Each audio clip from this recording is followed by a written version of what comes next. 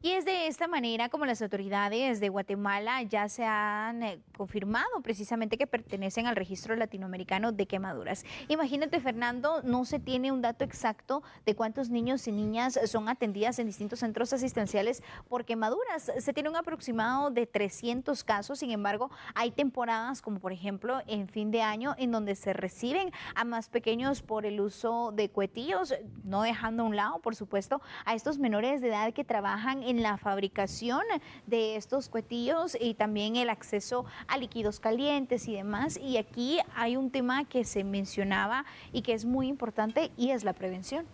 Fíjate, Ligia, que realmente cuando uno tiene en pantalla esas imágenes de pequeñines menores de 10 años con esas quemaduras que llegan a afectar el 80% de su cuerpo, te puedes poner a analizar qué es lo que genera en cuanto a impacto psicológico para ese niño o esa niña el haber vivido un trauma tan grande, no solo del dolor que se ocasiona con una quemadura en función ya sea de pólvora, como bien lo comenta Ligia, o bien puede ser agua hirviendo.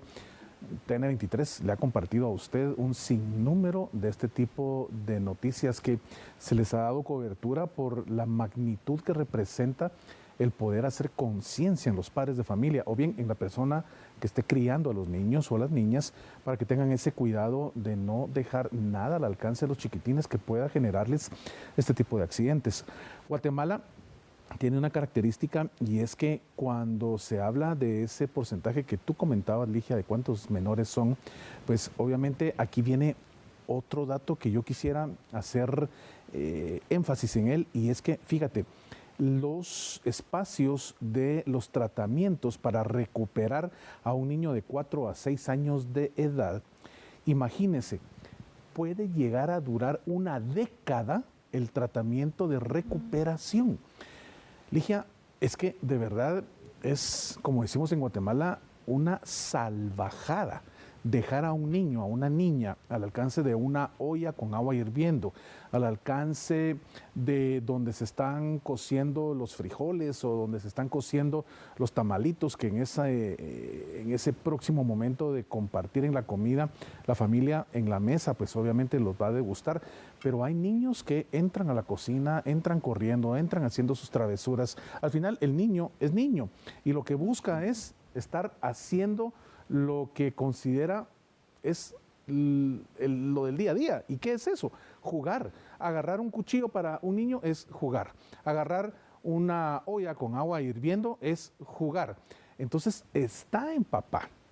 está en mamá, está en el abuelo, la abuela, quien está criando a ese menor, tener el cuidado de que ese niño esté alejado completamente de donde se puede generar el peligro. Por supuesto, lo mismo sucede con una fogata, lo mismo sucede cuando en muchos espacios de nuestra Guatemala, sobre todo en el interior de la República, se utiliza ese famoso pollo donde se cocina y los niños pueden llegar a agarrar un tizón, quemarse de una forma las manitas que les va a representar,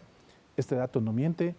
una década poder recuperar esa extremidad superior, esa extremidad inferior y por supuesto Guatemala aún está todavía en ese inicio, en pañales de poder contar con datos fidedignos, estadísticas que puedan generar indicadores que permitan tener un mejor estudio de la realidad de los niños y niñas quemados en nuestro país. Es un dato muy preocupante, Fernando, y justamente cuando tú mencionas ese tipo de escenarios, también los niños y niñas lo que buscan es estar cerca de su mamá. Entonces, es por ello que se va generando, por ejemplo, este tipo de quemaduras con plancha o demás, que en un principio tal vez el pequeño no sabe a qué se está exponiendo hasta que lamentablemente lo va experimentando. Y no es solo lo que destacaban las autoridades, no solo es el hecho de quemarse y que incluso muchas veces lo que complica el tratamiento es que no se tiene conocimiento por parte, obviamente, de los padres de familia, de vecinos y demás cómo tratarlo, porque al momento de una quemadura los socorristas recomiendan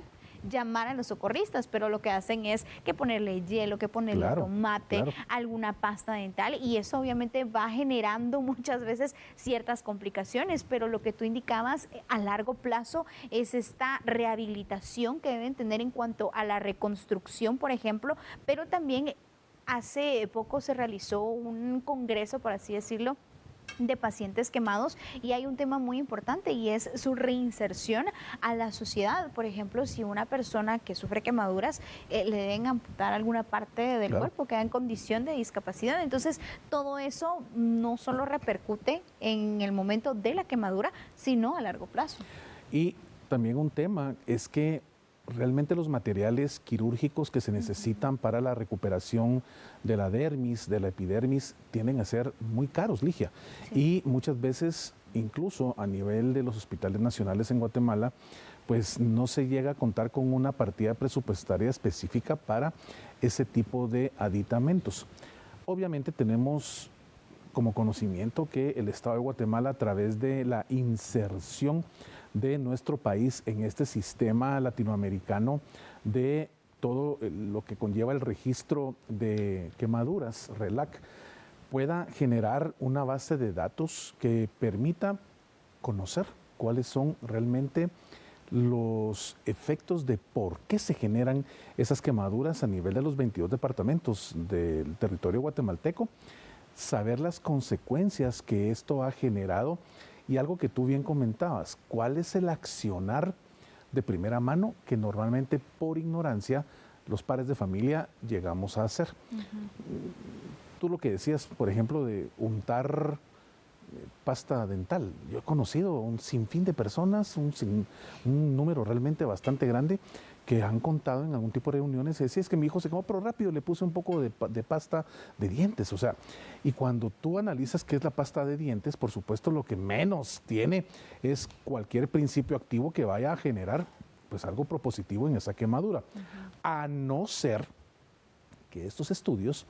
te generen las estadísticas, te generen los conceptos, te generen cuáles son realmente los primeros auxilios que se debe seguir para que dentro del hogar, cuando sucede una emergencia por quemadura, bueno, pues entonces tú ya sabes que se está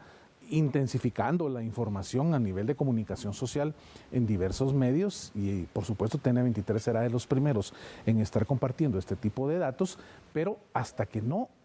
tengamos esa base de datos y hasta que no tengamos los estudios, hasta que no tengamos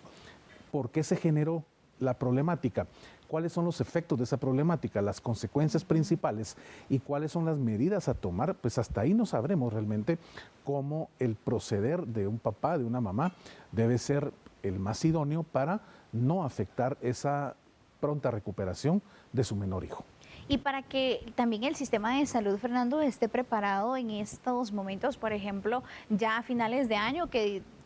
pensaríamos que faltan muchos meses, pero prácticamente ya estamos finalizando mayo, para que las autoridades estén preparadas, debo decir, claro, y así puedan atender a los menores de edad, porque ahora venía en mi mente mientras hablabas sobre lo que indican las autoridades, por ejemplo, del Hospital Roosevelt, el Hospital General San Juan de Dios, de cuánto dinero tienen que invertir por personas que están involucradas, por ejemplo, exacto, en accidentes de tránsito, en hechos armados. Obviamente se tiene un presupuesto precisamente para poder asignarle a este tipo de unidades y poderle dar la atención necesaria a los pacientes. Imagínate no tener con un registro estadístico sobre los pacientes con quemaduras. Esto obviamente va limitando también al sistema de salud para poder darle una atención oportuna a los menores de edad que resulten con quemaduras. Y realmente las historias son desgarradoras porque, por ejemplo, cuando yo salía a cobertura y cubríamos esos casos, los pequeños realmente tienen que pasar ese proceso de rehabilitación para volver a escribir, por ejemplo, si tienen alguna marca en el rostro, también el acompañamiento psicológico, así que también con base en estos datos, Fernando, sirve precisamente para recibir la cooperación técnica, quizá la cooperación financiera y así asignar recursos para la atención de pacientes, porque sin datos no sabemos cuánto se tiene que asignar y cuáles son las necesidades de los centros asistenciales. Fíjate, Ligia, que te quiero compartir este dato muy interesante. Según la información que ha compartido RELAC, las quemaduras en su mayoría, escuche esto, son consecuencia de líquidos calientes. Definitivamente es lo que ocupa el primer puesto a la hora de entender cómo se originó la quemadura en un niño menor de 10 años. Estamos hablando de niños de entre 4 y 6 años. Son pues parte de los datos que RELAC comparte y que naturalmente esto debe generarnos esa conciencia como adultos cuando estamos a cargo de un niño, de verdad de no dejarle solo o sola, pero por ningún espacio de tiempo, porque cuando son los momentos en que obviamente se está preparando el desayuno, el almuerzo, la cena, y hay mucha tradición culinaria en Guatemala, Ligia, en donde, por ejemplo, los caldos es parte de muchas veces de esa costumbre en las familias, o están hirviendo el agua porque va a ser el agua potable que después se va a utilizar por los miembros del núcleo familiar, etcétera. Si hay menores de edad, de verdad, alejarlos en un 100% y evitar este tipo de accidentes que llegan a marcar la vida de un pequeñín de una forma drástica y contundente. Y hay ciertas medidas de prevención, Fernando, que destacaban las autoridades, los médicos, que quizá en esta nota no siempre, pero nosotros por supuesto que le vamos a dar a conocer, y es por ejemplo mantener fósforos, velas, al resguardo, tratar la manera que la cocina sea una zona libre de niños y niñas, pues indicarles obviamente que no se debe estar jugando en la casa, o por ejemplo si las mamás sabemos que es difícil porque obviamente muchas veces no se tiene el apoyo de alguien para que lo cuiden, pero también muchas veces se han dado casos que son mamás que están preparando la comida, pero están con el bebé en brazos y obviamente el bebé está agarrando todo lo que puede. Entonces, ese tipo de acciones que se pueden prevenir, obviamente se pueden ir implementando poco a poco, porque no solo es tarea de las autoridades, sino también tarea de nosotros como padres de familia en casa. Definitivamente, Ligia, con toda la razón del mundo, hemos entonces tratado este tema y esperamos que estos consejos puedan servirle para la prevención en su hogar. Hacemos